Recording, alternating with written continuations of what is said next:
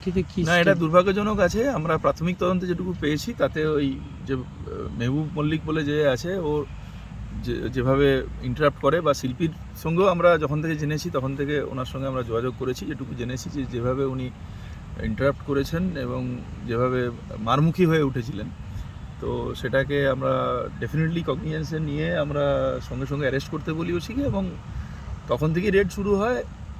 হি ওয়াজ absconding. আমরা সকালে ওকে arrest করেছি, তারপরে আমরা ওটা কোর্টের কাছে ফরওয়ার্ড করে আমরা কাস্টাডিতে নেব। প্রেয়ার থাকবে আমাদের রিমান্ডের, এবং আরও যা আছে পুরো যে ঘটনার সমস্ত অ্যাসপেক্টগুলো আমরা তদন্তে আমরা আনার্থ করার চেষ্টা করব।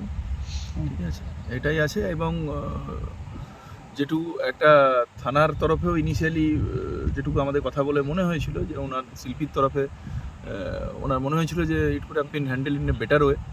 সো আমরা এসডিপিও লেভেলের অফিসারকে দিয়ে আমরা ওসির এগেনস্টেও একটা ডিপার্টমেন্টাল এনকোয়ারি আমরা ইনিশিয়েট করেছি।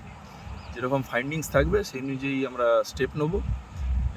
আমরা এটা we want to make sure যে the faith that she has reposed in us, উনি পুলিশের উপর আস্থা রেখেছেন, we are not going to let her down. Thank you.